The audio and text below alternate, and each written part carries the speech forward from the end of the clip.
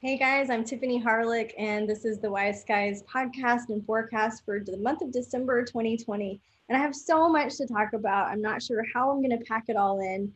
December has a lot going on, mainly this huge new 200-year cycle that we're starting. So there's a whole separate episode and information about that 200-year cycle. I'm going to touch on it today. If you're here just for kind of the short brief, busy man's version of the podcast, I want to give you an overview of the astrology and the numerology. And then we're going to dive deeper week by week so you can get a feel for what's going on with your love life, what's going on with finances, what's going on with your health, right? So each week we'll break it down for you.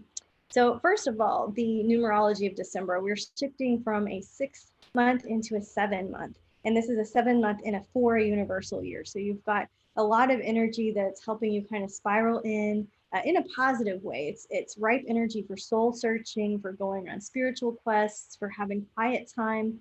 And that's all a very common and peaceful energy to have in December. So just be aware if you're detaching too much, if you're a little too antisocial, that's when you've gone on the, heavier end of that 7 vibration, and you can kind of bring it back in. So get a good book, tune into some interesting new podcasts or episodes on Netflix. Do something to study yourself, do something to get curious about the natural world around you. Daily routines, get some new daily routines that really fill your cup, I would say, for the month of December. The astrology overview, man, on the first, we've got Mercury entering Sagittarius on a day that has the moon void, of course, pretty much all day. This is kind of a hangover day because the day before will have been that big, huge eclipse.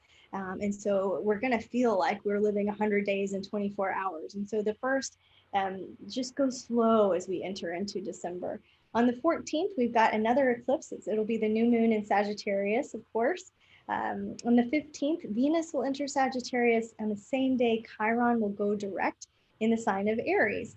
And so we have that energy to work with Chiron and Aries for quite some time, several years. There's a big, nice, comprehensive article about Chiron and Aries on Wise Skies. So if you're interested in what does that even mean, and I want to go deeper with this Chiron and Aries, I've broken it down for you. I think I've said that a couple of times, huh? So on the 17th, this Saturn will enter Aquarius, followed by Jupiter on the 19th. And so Saturn and Jupiter are having their big 20-year reunion, and the sky is coming up on the 21st.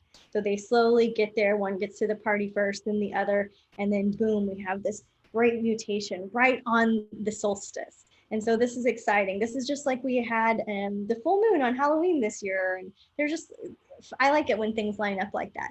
And I know I'm being cutesy about it. It's actually big, heavy, huge energy, but I like it when things line up with that. The same day, the solstice, of course, is when the sun shifts from Sagittarius into Capricorn. And so happy birthday to all the Capricorns, all the Yule babies. Make sure you get your Capricorn taken care of. I'd be happy to do birthday readings if you want to check out my offers on the services tab at wiseskiesadvice.com. So we got Jupiter, we got, Saturn. Mercury will enter Capricorn on the 20th, so right around the same time that the sun does. And then we end the month with a bookend of a full moon in the sign of Cancer on December 30th. Okay, so that's the short version. If you want to go a little deeper, this first week of December, I mentioned this big, huge, heavy eclipse energy on Monday, followed by the Mercury entering Sagittarius under a moon void, of course, period. So Tuesday, the first, I would say, is a day to wind down. If you're feeling lower energy, just give yourself some rest. Try not to schedule too much that day. This isn't a good day for big, heavy conversations or large decisions. This is a day to kind of veg out and go slow if you can. This is not a day to overdo it. Mercury in Sagittarius, it's going to be there for a while. You have all month through the 20th to play with that energy. So Mercury rules how we think, how we process information, how we communicate. And in Sagittarius, we can tend to see the best in people. We can tend to see the world as a glass half full and more optimistic. We can start thinking about big adventures. We can start thinking about our worldview, our philosophy, and how we connect to everybody across the globe, right? So these are kind of the vibes that are available to you. There is a Mercury and Mars sesquisquare, which can create some kind of unfair advantage, maybe some potential drama that week. And so just taking measures to avoid the things that are going to blow up, right? you see the hole in the road and we want to step around it instead of in it. And so this is another reason to just kind of lay low, play it safe, and detach from the drama, and just you work with this involution, going into yourself and just really studying that connection that you have with the divine, as opposed to all of the chaos that's out there right now, right? Like it's everywhere. Like I was telling this story earlier that I was at the grocery store and I backed out. And I mean, I had waited like an appropriate amount of time. I didn't cut anybody off. And this lady like zooms out of nowhere coming at me. And she's like waving her finger, telling me like, you don't have the right of way, like blah, blah, blah. And I'm like, I almost had a reaction. Like I like almost just had a reaction. And I thought, wow, that is the level of disturbance right now. Like what is going on in her world that she feels the need to do that at me? You know, we all got to back out of the parking lot at some point. And clearly I picked a time that ruffled her up. But this idea that, you know, we just want to be aware of our surroundings and be safe and go slow and give people space to have a human moment and hold that space for them, so that they can kind of get it out of their systems, right? So that's the intensity with which we start December. You know, in love, if you're looking at the love scope, I would say Friday, December 4th would be a fun day to play with. It's a numerology power code day. And I think it's a good time for partners to deeply understand each other. There's a Leo moon that day, and that can enhance like these heart-centered discussions and connecting at the heart level, stuff like that, that Leo's really good at. Some crystal magic you might want to play with. If you're into, you know, working with crystals with your love life, you might try some yellow citrine and some fuchsite. Both of these are very empowering and just help you kind of connect with that, or I guess I should say align with that heart-centered joy, that empowered feeling, right? So fuchsite, yellow citrine, if you want to play with it. Money that week, you know, opportunity does knock. Mercury is going to sextile Saturn, and that's positive for businesses. It's positive to rebrand, to relaunch, to map out your future, to set big goals, you know, long-term goals, right? Mercury plans the details and Saturn sees it for what it's worth in the long term, your long-term vision. So doing vision boards and all the kind of goal mapping that we do at the end of the year is going to be a really positive thing that week, and a great way to spend time alone, you know, if you think about it. So just, I would say, engage with the work by starting the day with some kind of intention that incorporates your higher purpose, and that'll be a nice way to work with that 7 energy along with that Mercury and Saturn sextile. In health, the first week of December, so, you know, we've got that Gemini full moon eclipse. So what kind of herbs could we work with to just incorporate into our daily practices? Gemini, the guardian herbs for Gemini are peppermint, skullcap, sage, and ginkgo. So maybe some of you will have made some yummy vegan sage stuffing, right? Maybe some of you are growing ginkgo plants. Maybe some of you want to have a peppermint tea. Gemini remedy herbs, okay, these are also skullcap, but oats, valerian, catnip, California poppy, burdock. Those, you know, if you know what to do with those, then play with them. And you might consider some flower essences or some gem essences that align with Gemini to improve your health or tonify your systems. These are things like milkweed, aquamarine, and citrine, okay? So I've got those listed out for you on the forecast at wiseskies.advice.com. You know, Gemini governs the arms, the shoulders, the hands, the fingers, the lungs, the rib cage, the nerves, the channels of energy, the connectors of the body, including the fallopian tubes, the urinary tubes, the bronchial tubes, the blood capillaries, right? This information pathways, if you think about Gemini, right? And so if you need to incorporate some thing to boost those systems, then go for it. You know, if you're thinking about yoga, like any of the heart openers, any of the things where you're leaning back and opening up your rib cage, expanding your heart 3-dimensionally, opening the lungs, breathing deeply. Don't forget your breath work while we're going through these deeper, you know, I guess world transits. That's the first week. Let's see, if we want to focus a little bit more on that Gemini full moon, you know, being an eclipse, this is time to put something down, time to feel a sense of closure around what Gemini rules, right? Which is communication. So what way of communication just isn't working anymore? What are you afraid of? You know, identifying any fears, identifying any concerns about old conversations. This is going to be useful for you, and see kind of your contribution. What can you do differently and better? There's some mental stimulation going on, so you might be overthinking things. And Gemini is very combustible, right, in the air sign. So you might notice a lot of people being very people-y out there. So just go slow. If you are prone to have volatile reactions, just know that.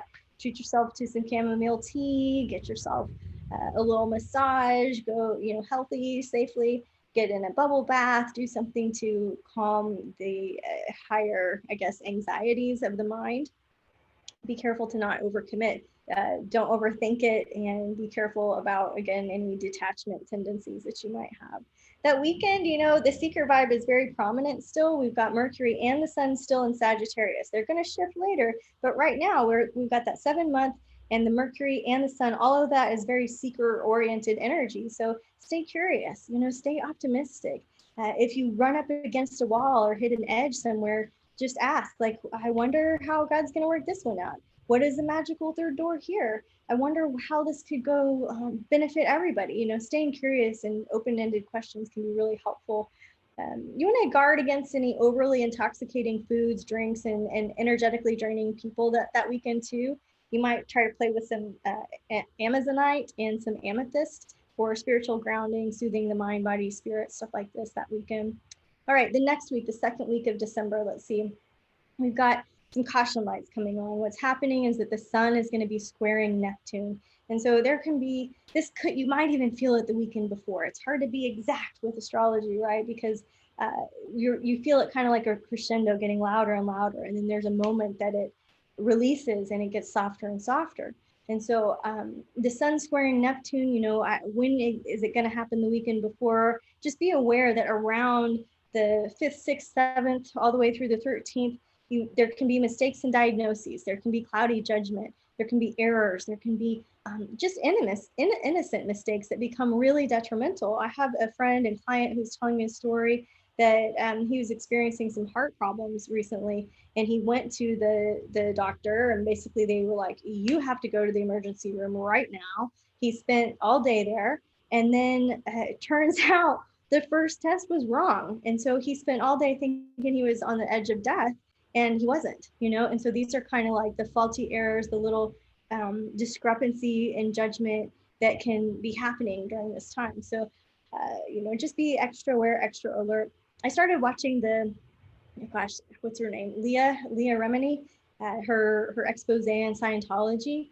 And this is another, what a great time to launch a piece like that, because it's shining light on that which has been hidden in dark places, right? So the Sun square Neptune can have benefits if you've been following a false guru, if you have put your belief system, like all the eggs into one basket. It can be very shocking and disturbing to change the way you think about something.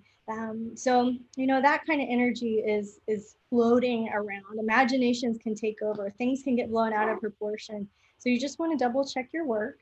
You want to get second opinions. Good news does come towards the end of the week. The Sun will go on to trine Mars. And so when the Sun is trining Mars, this is things going in a positive direction. You can say yes, this is like the victory card, the Sun card, the Six of Wands, like things are going forward, the Chariot, right? Like it feels like you're helped by unseen helpers. So just realize that there's a bit of a bell curve going on that second week of December. All right, so looking at love, money, and health for that week. In love, I would say that chaos does come before clarity, right? The storm comes before the rainbow in relationships, in life. And that's true this week, especially. Venus is going to sesquisquare Chiron. And so this can be very moody. This can be very dynamic energy that changes and shifts. And just take it easy and avoid any big, heavy, critical decisions.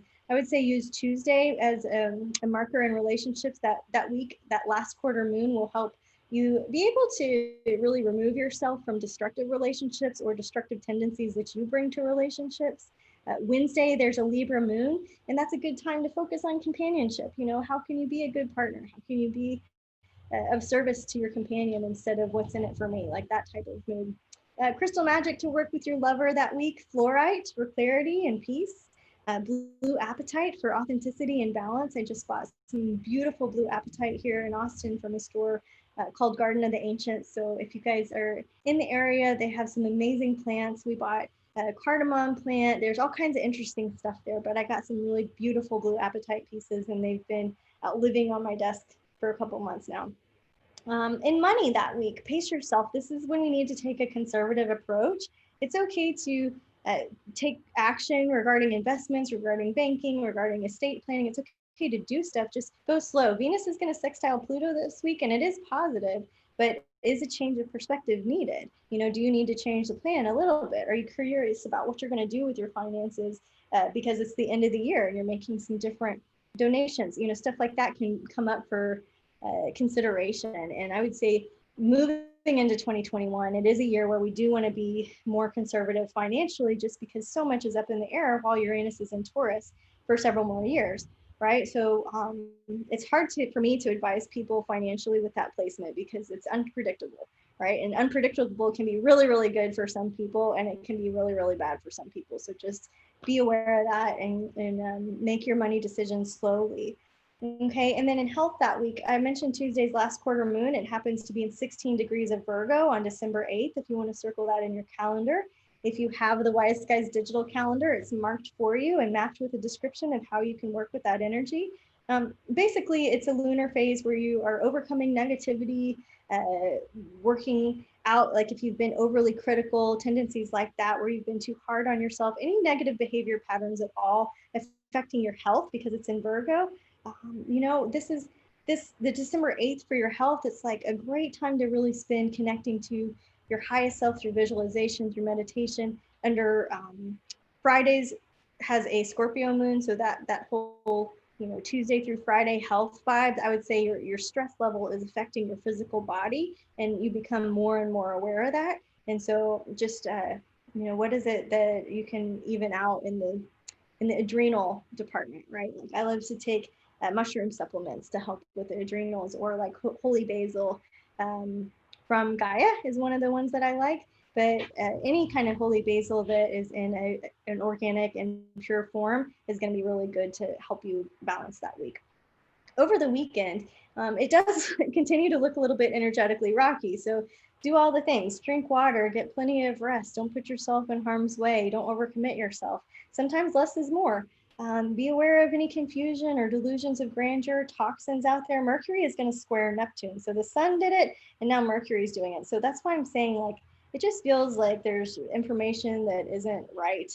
And so, or we don't understand, or that more will be revealed. And so just go slow. Maybe it's not what it seems, and give everybody space to have their own ideas and reactions, right? I'm trying to get the right amount of light so I don't look like Rudolph with the sun. Okay, the antidote really here, you can focus on feeling your own sense of independence, your own empowerment. There's a Sagittarius moon that Sunday, and the crystal magic would be really fun to play with the peacock ore. Also the lapis for travel, adventure, the sense of freedom, the sense of being unique and living your own life, life by design on your own terms, right? All right, so the third week, we've got December 14th through 20th. The skies are very, very busy this week. We're leading up to that big, huge 200-year cycle I've been talking about, right? So the skies, what's happening is we've got 4 planets that are changing signs, and it's not that unusual, but during this big, huge 200-year cycle opening, it feels like whoosh, a lot of energy is coming in. So in yoga, right, they say the bad news is that everything is impermanent. And the good news is that everything is impermanent, right? So this is not a time to act on your impulses. This is kind of a time to be more of the observer. There's probably, like, Mercury is sesquisquaring Uranus. I would say that there's probably more sarcasm, more like digs going on. There's big major upheaval in the sky. So if you can, just calm your mind, calm your tongue, and be loving and kind as best you can. Venus in Sagittarius is going to lift the mood. That's a fun, playful, flirty placement for Venus, and that's going to happen on December 15th. She'll stay in Sag for the rest of the year. So this universal vibe of spreading good cheer and decking the halls, and all of the holiday celebrations and all of the Yule festivities and all of that, like that feels like something that we've been looking forward to is kind of these end of year celebrations. And so Venus and Sagittarius there feels positive and uplifting there. Chiron the same day will go direct. So it will, in the skies, as it appears that he's been going retrograde, now it'll appear that he's going direct and in the sign of Aries and will remain there the rest of the year. So again, I have a huge article on Chiron and Aries. The gist of it is that we are more interested in self-care, do-it-yourself, self-development, healing issues of the ego, becoming pioneers in the healthcare industry, stuff like this. There's a lot of things to work with Chiron and Aries. It's curious, where does it fall in your chart, right? So, okay, Saturn. Let's look at Saturn this week. Saturn has been in his home sign of Capricorn for about 3 years, a really long time. It's kind of bittersweet when he makes this move. This Saturn, known as the Lord of Karma, that which represents boundaries, discipline, restrictions, control, organization, planning, you know, all of these things. Saturn, he's going to move from Capricorn, and which is very earthy, goal-oriented sign, into Aquarius, which is more about we the people, right? And so the sign of freedom, the sign of collective consciousness, the sign that changes minds of whole entire cultures, right? This is happening on December 17th. And so it's really necessary to kind of break free from the past in some way. You're going to take some of that wisdom with you as you go forward. But, you know, things just aren't going to be the same for a long time. There's going to be a lot of people whose lifestyles are just broken down and rebuilding and totally different. You know, you might have been a restaurant owner for the last 30 years and lost your business due to lack of people coming in for COVID reasons, whatever. This is just an example. And now all of a sudden you are teaching yoga online. You know what I mean? Like, people's worlds are changing. And even though I made a cute example, sometimes that feels really heavy and sad. So we're just aware of these kind of breakdown, breakthrough, big planetary shifts happening as we get closer and closer to the end of December. Jupiter will then meet Saturn in Aquarius on the 19th, and the much anticipated great mutation on December 21st will happen here. And so this is the first dance in this 200-year cycle. So what I'm talking about is Jupiter and Saturn every 20 years in the sky, whoosh, have a high school reunion. And so they come back to meet each other, and it's kind of a meeting of the minds. For the last 200 years, that has been in an earth sign. And for the next 200 years, they will be meeting in an air sign. And so this shift of going from the earth kingdom into the air kingdom creates new opportunities for people that are idea oriented. This is when we start communicating telepathically, when we're using artificial intelligence, when space travel becomes a thing, when, you know, we're kind of done with like the physical objects and more about things like podcasts or audible books or things that you can hear through the airwaves, right?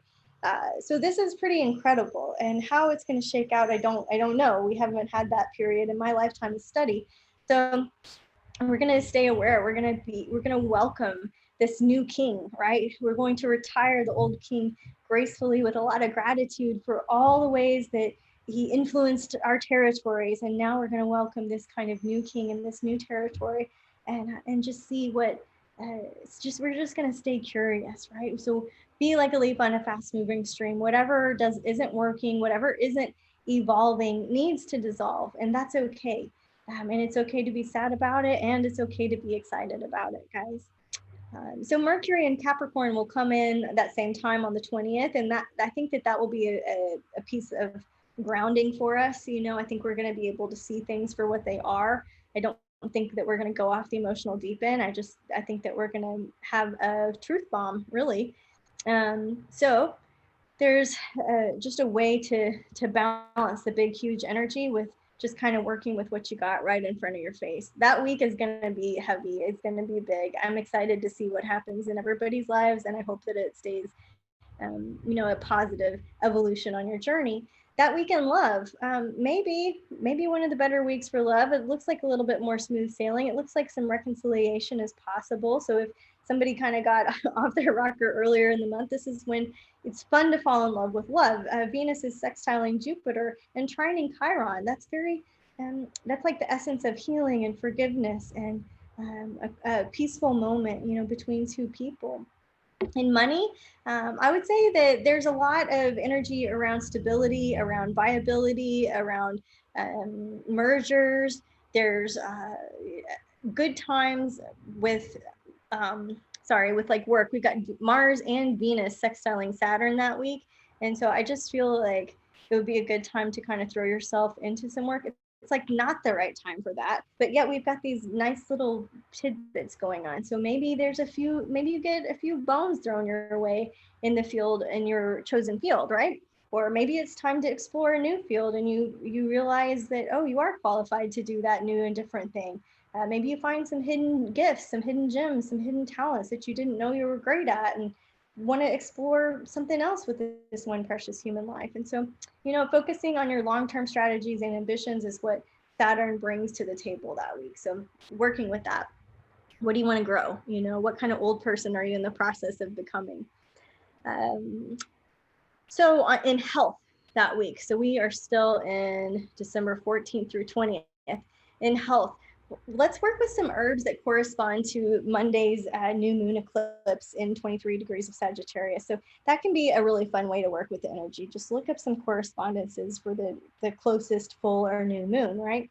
Sagittarius guardian herbs, these are things like sage again, dandelion, okay, anybody drinking dandelion tea? Arnica, right? Like my friend and daughter and I just made some really cool Atlantean salve, we were calling it, but we used arnica flowers and calendula flowers, things like that you can play with.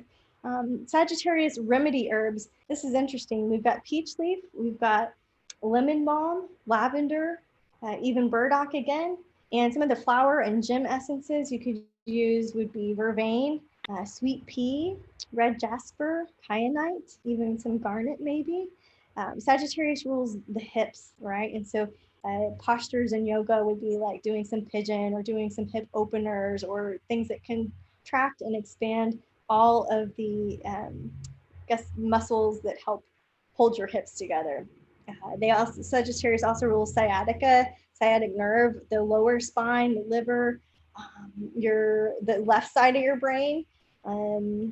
Also stimuli responses. And so this is the relationship between the endocrine and the nervous system, right? So your primal life force energy. Okay, on Monday, December 14th, we're still in this week. This is when we have that new moon eclipse in 23 degrees of Sagittarius.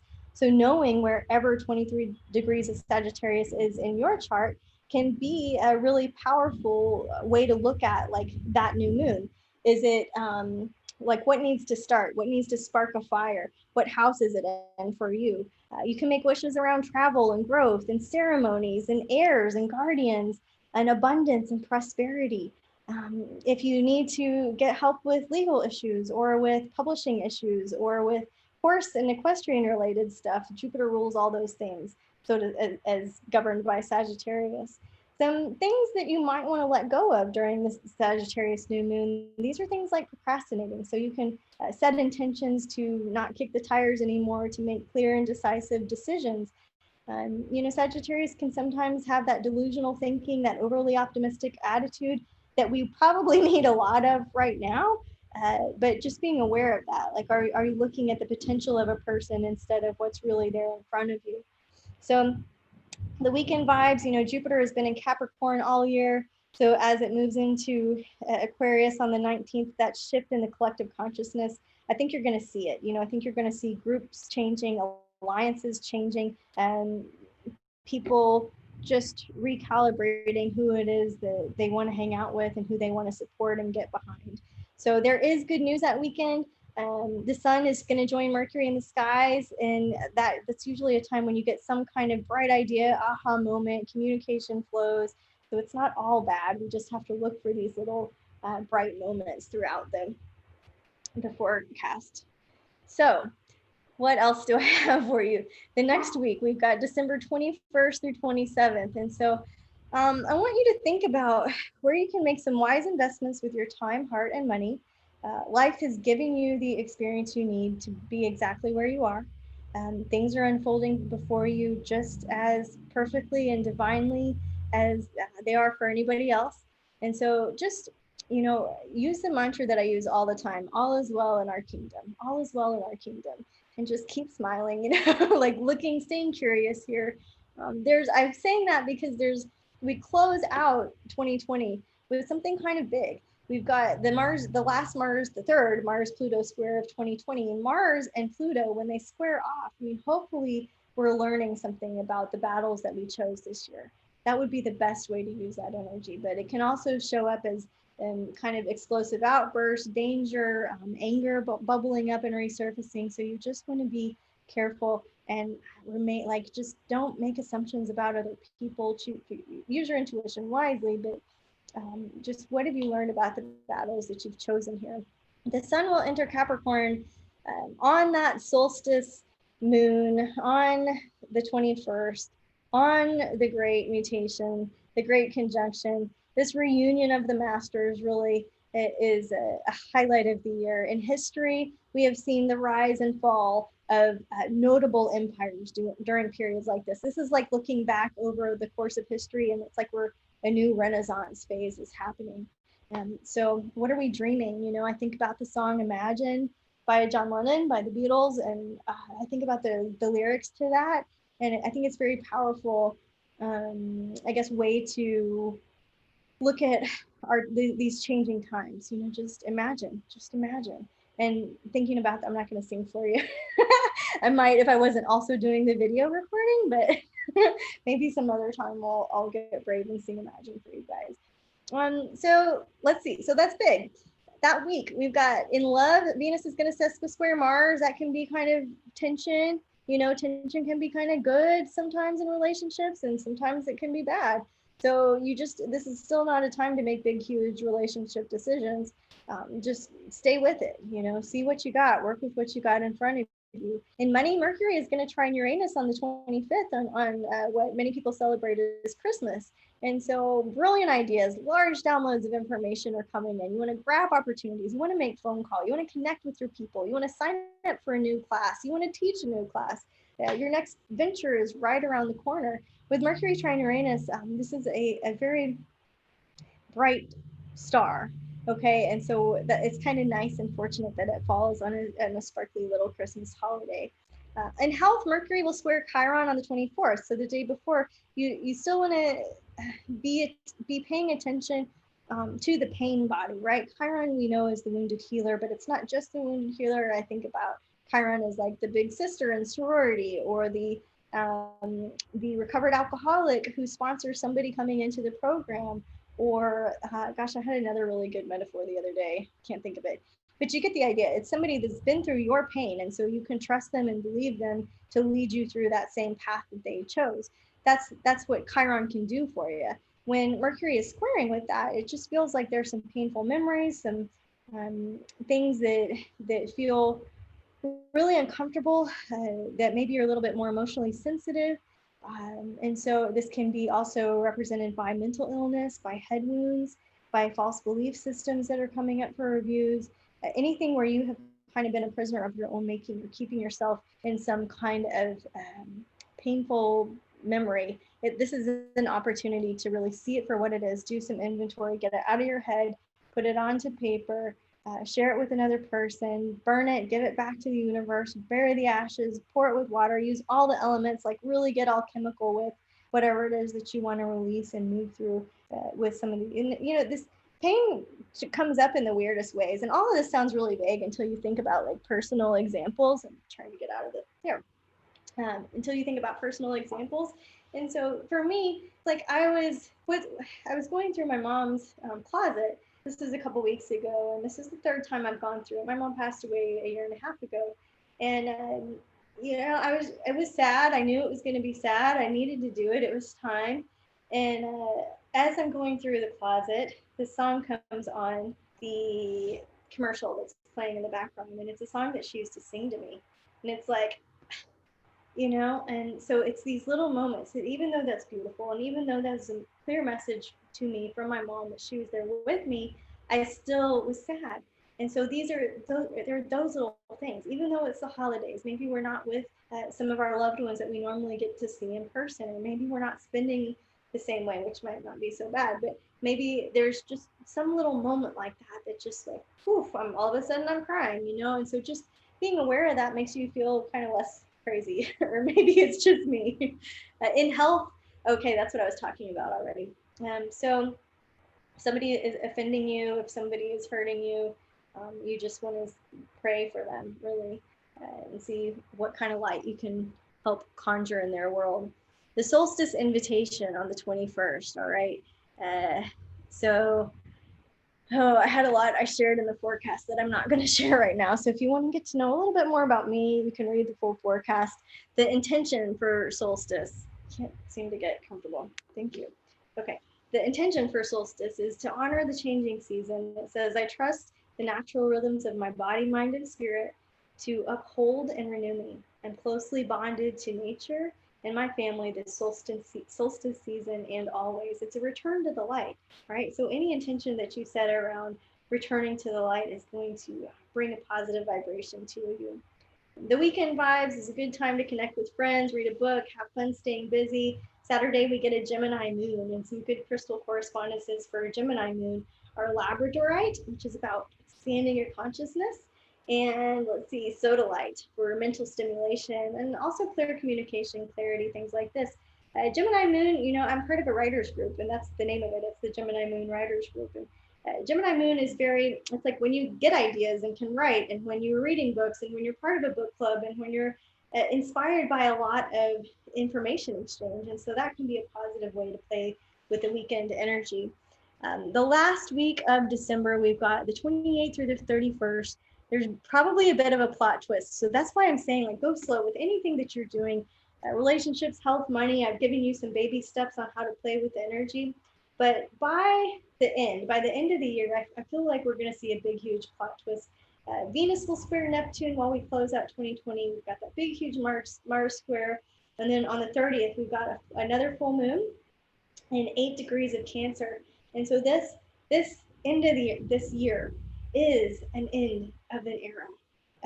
It's an end of a moment in time, and we're all coming to terms with that, whether we consciously acknowledge that or not. It's still happening, it's still brewing in our DNA, right? And so there's a good intention that I've got for you here with this full moon in Cancer. Cancer embodies how we nurture ourselves and others. It's our home, it's our breasts, right? It's like that which nourishes. Cancer is our emotional intelligence and intuition. Okay, so here's an intention for you. It says, I recognize fears, insecurities, and intimidation as limitations that hold me back, and I'm willing to dismiss any false beliefs that impede my light. I feel empowered to open up and shine. These are just sample words. You're going to make them your own. But the idea that Cancer and the bad behaviors of Cancer can be very controlling and insecure and limiting and contracted. The crab walks backwards and sideways, right? And so how can you face this year with hearts forward? And I say this year because we're closing at 2020, we're looking at 2021. How can we face this year with hearts forward? It's going to be a very different year. There's going to be a lot of disruptions, a lot of chaos, a lot of things pulling you in different ways. And so it's a beautiful opportunity to focus on your one human life and what you really want to do with it. And that closes out the end of December. There's a closing intention. There's some journal prompts if you want to get on wiseskiesadvice.com and look at the full forecast. And I thank you guys so much for listening to the podcast this year. It's been so fun to see the reviews that have come in, the numbers that have risen. If you are enjoying this, please rate positively, please subscribe, please share it with a buddy that is into the metaphysical world. We've got more guests coming up next year, and I will always be here to give you the monthly forecast. Hopefully the astrology brings you a sense of peace. It brings you a sense of kind of having that secret knowledge of the universal information. I practice Western astrology here in Texas. It's what I've studied for 20 years.